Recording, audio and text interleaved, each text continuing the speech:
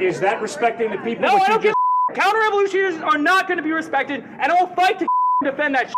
I will fight in the streets, I will fight here, I'll fight anywhere. I'm going to fight for the revolution, no matter how many conservatives come after me. You can kill me, but there will be 10 more in my place.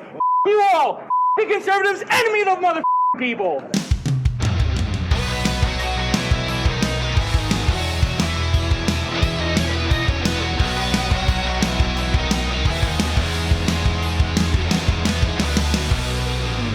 Welcome back, Patriots. We have an epic debate between an atheist and a Christian, but more specifically, it gives you an insight into these woke progressive lib snowflakes on college campuses and how they just shout stuff to the skies without actually thinking about what exactly they're shouting. And this dude gets completely destroyed by the gentleman on your screen right here. Let's roll it. Need in order to achieve our material basis. If we don't define materialism in our age, if we don't define what our material needs are, how can we have any sort of moral standing?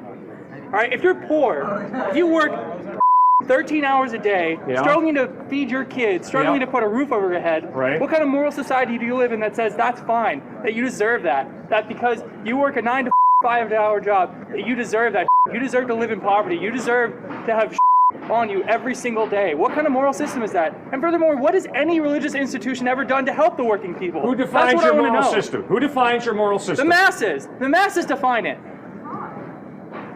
So you take a public survey of the masses, and then whatever the masses decide... The masses go by the material interest. If the material interests are met by the masses, then that is what signifies a morally justifiable system. If you have a religious system that just says, hey, guess what? You know, you believe in this, you're going to do right, everything will be fine in the afterlife. What does that mean for the material benefits of the people now? So if the masses of Nazi Germany decide that Jews need to be gassed, then we gas Jews, right? No, you're talking about an incredibly relativistic culture in which you say right and wrong are defined by majority opinion. Fine. But realize that at times majority opinion is immoral, like Nazi Germany. That was from an imperialist nation. How do you...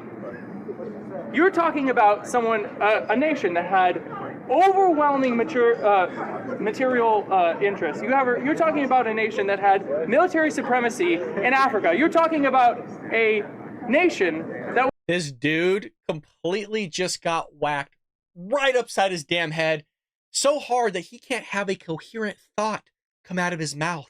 It's wild. This is what these leftists do, you guys. These woke libs, these snowflakes just shout stuff to the skies, but they don't actually think about the very things that they're shouting. And that's what they do. They just come in and start screaming in your face. And then stuff like this happens when you have a guy that clearly has his head on straight, a Christian, I think his name is Cliff, and completely just dismantling this kid right here. Oh my God. I was willing to annihilate 3/4 of the world population, and they're still around today. People think that the Nazis died in 1945. We still have Nazis marching down our streets, and all you can think to do is pray for us? No. What does that even mean? What are you getting so upset about Nazism for? Because it's back, and it's taking over everything. We have to do everything in our mouth to fight it. All right, what are you going to do about it? Why? Are you going to be out in the streets fighting the Nazis? I doubt it. Oh, buddy. I get more than enough opportunities to confront Nazism. Really? Have you punched a Nazi? Have you gone out in the streets and decked a Nazi? Have you done that? No. I have never decked a Nazi. Really? Then you're not helping. You're doing nothing. No. I debate Nazis, okay? Debating them? Why are you so upset? Them? Why are you so upset? I love your moral outrage. But please explain to me. Why I'm upset? What's the basis of your moral outrage? Because in Weimar, Germany, they tried to debate the Nazis. You know what they had? Street thugs, brown shirts out in the streets, beating people down, calling the press the Lugan press, the lying media. We hear the over and over and over again. Fascism is back, and you're doing nothing. And you're sitting around trying to get an audience about, hey, we're going to fix everything. You're not fixing unless you're actually in the streets taking direct action. And you're doing nothing for the material interest of the people. What? Just give you a context, this guy and how I kind of know that he's a woke lib is because, one, not only is he shouting to the skies a bunch of nonsense, and some of this stuff isn't nonsense, like Nazis are not good, they're evil, but what he's actually referring to is you guys.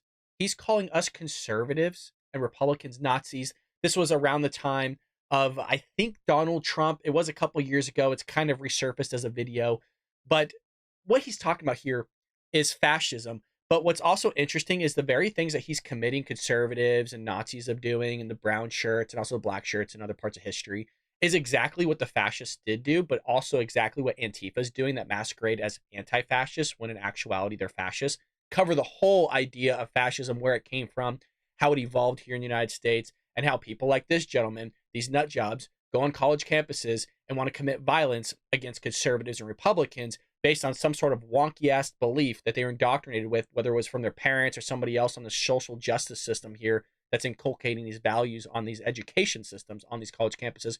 Cover it all in my book, Trojan Horse, How the Left Destroys America, but let's continue. What are you doing about poverty? What are you doing about homelessness? What are you doing about people who are disabled?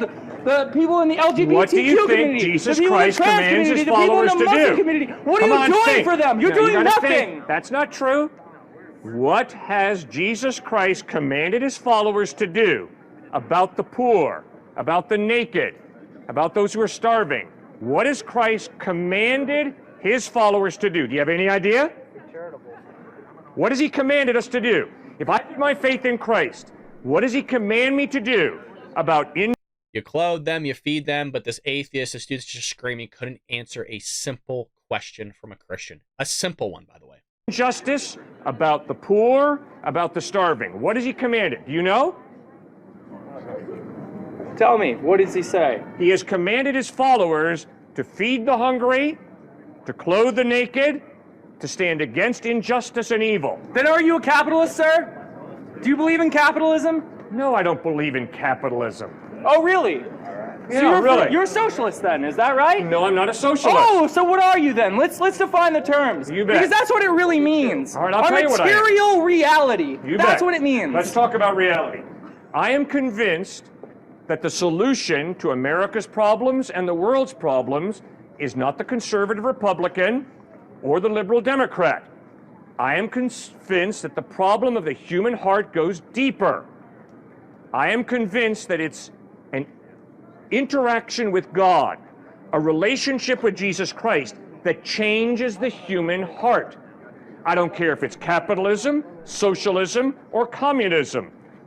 This guy is 100% correct. And I'll give you an analogy. I'm a capitalist, but there's this kind of phrase that even Dave Ramsey utilizes is, at what point did you turn evil? Before you're wealthy? What did it happen like while you're gaining your wealth, or did it happen after your wealth? Because you look at people like Bernie Sanders, these woke socialists, these liberals, these guys in the progressive left of the aisle, they'll sit there and shout, oh, the Waltons, the Wahlbergs, whoever's a billionaires, all these things. But the question is that you shout and say that they're all evil, that they're all corrupt, they're all greedy.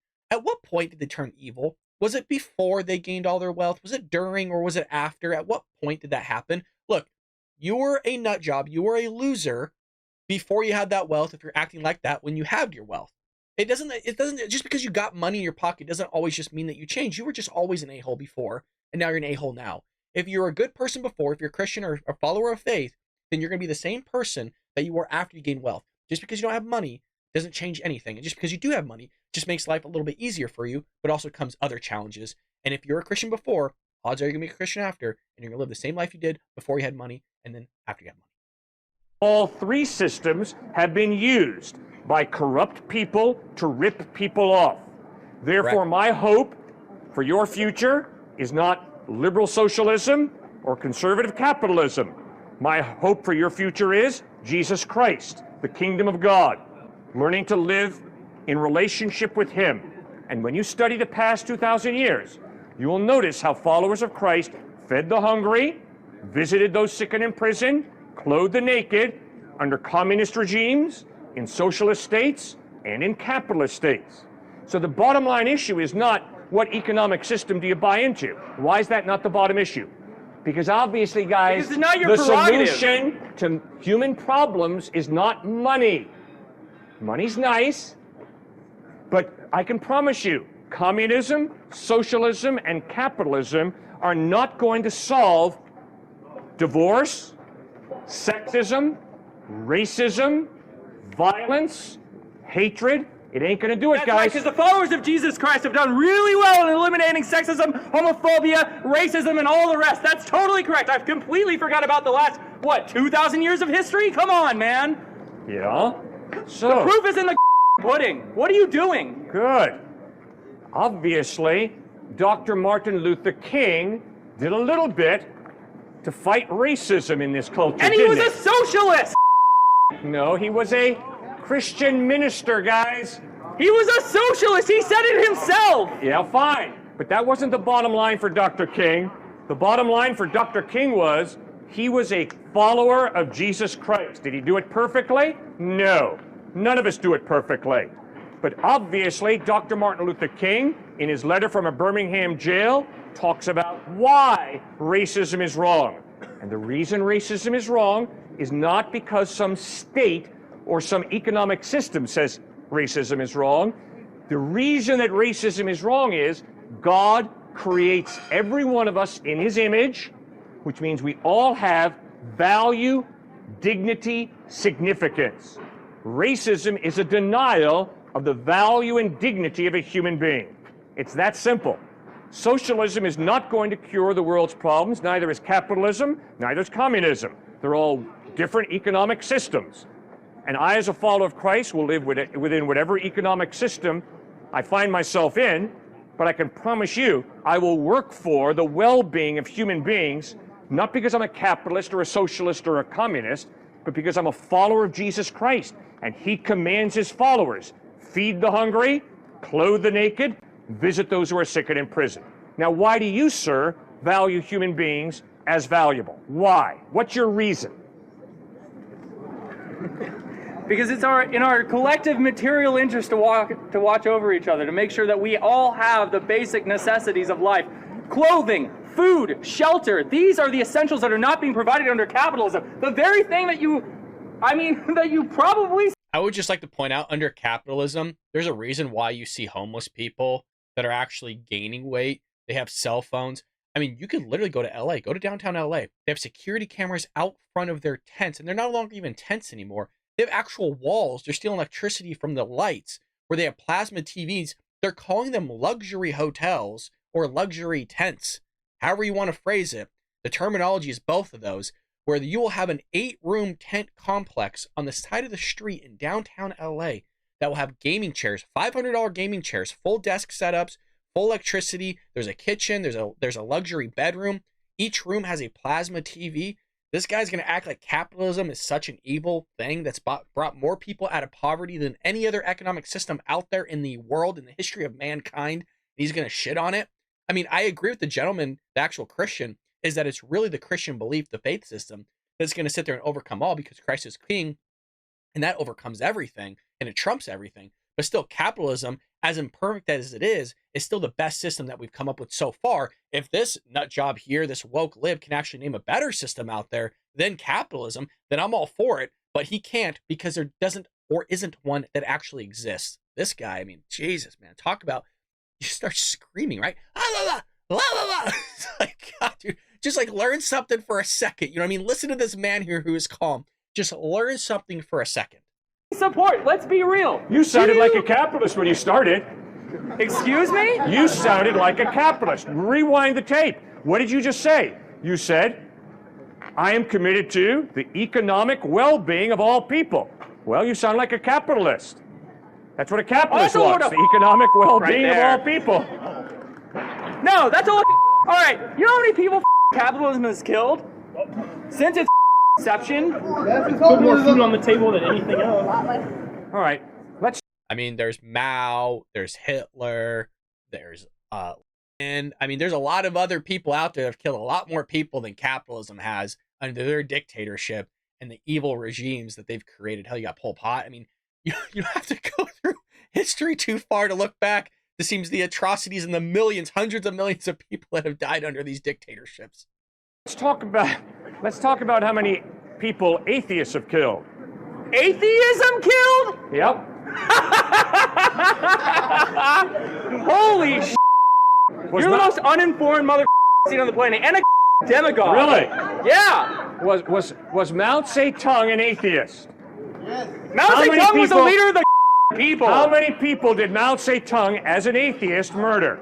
Thank you. Good. All right. Roughly around 100 He million killed a lot of Mao landowners. Zedong, an atheist, murdered. How many people did Joseph Stalin, another atheist, murder? How many people did Joseph Stalin murder? 40 million? Okay? So, let's talk about how atheism opens you up to slaughtering people. Why? Why does atheism open you up to slaughtering people?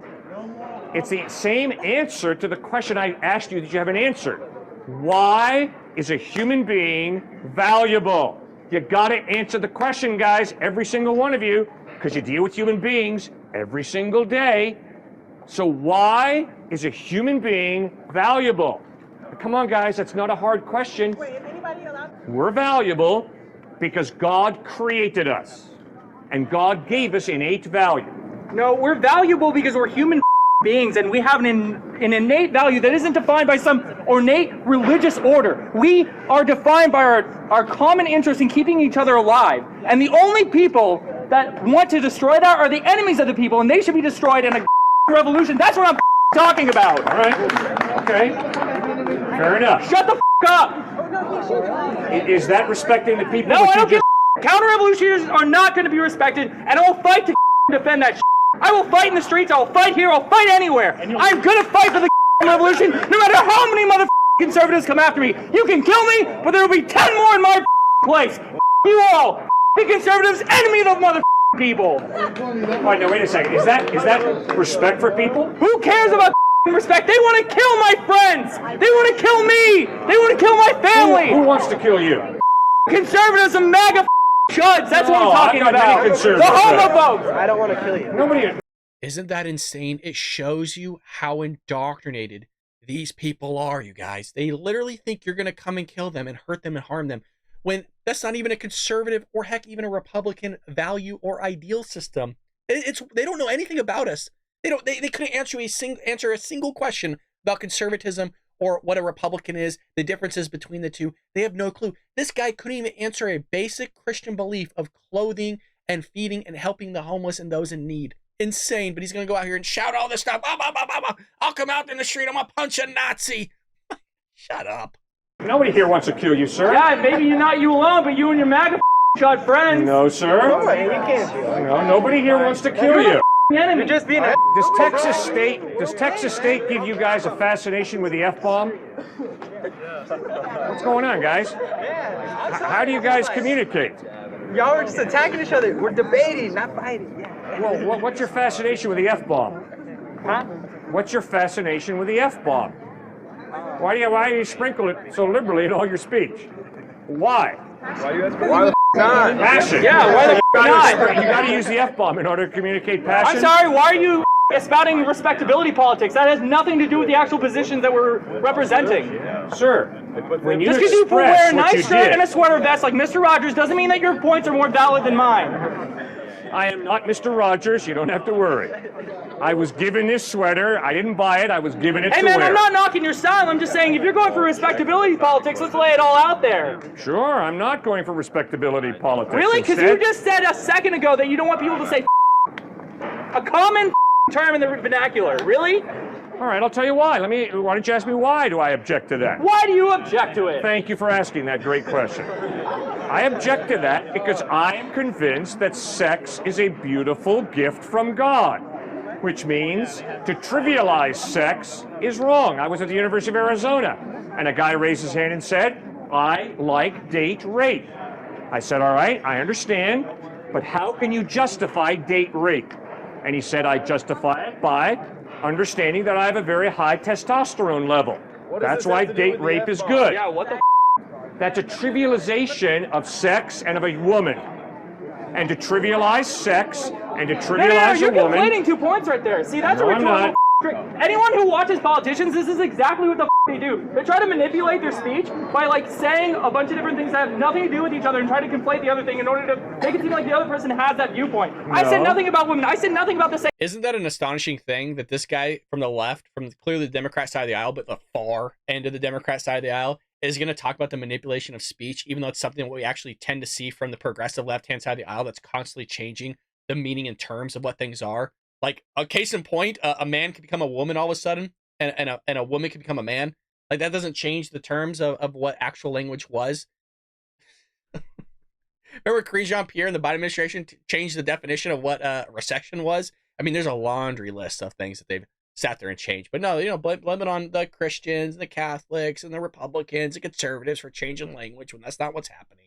Sanctity of sex. I said nothing about it. I said that it's a common vernacular, and the fact that you're trying to trivialize it and you're trying to make it look like I hate women or I hate sex, it's bullshit. Not the And you point. know it. You're doing it, and you know it. You not demagogue. doing that. You're lying. You're You are lying, sir. You're out of touch with reality. Well, I'm sure he's going to go back to his lesbian dance theory class that he's mastering in, and you know, he's going to blame it on society when he comes out making $12,000 a year, and then he's homeless and poor with like 5 kids and, you know, massive amounts of debt. It's society's fault because of a materialistic society, and that, you know, capitalism is terrible and socialism is great and all these other things. So typical stuff, but I wanted to present that to you guys because I thought it was interesting. I thought it was fascinating because you're going to see that sometimes it's not worth having a debate or discussion because you're not going to change that person's mind. And you know, granted, that's not the position and the whole point of the debate. The point of debate is to win your argument and allow the audience hopefully to change their viewpoint. And I don't think that one young man did a great job in servicing those on his side of the aisle or his political spectrum or his belief system and swaying them to side with him. But curious what you think about this one in the comment section below. As always, it does support the channel greatly. Hit that like and subscribe button if you feel like we've deserved it. And folks, I'll see you later here on The Bo Brad Show.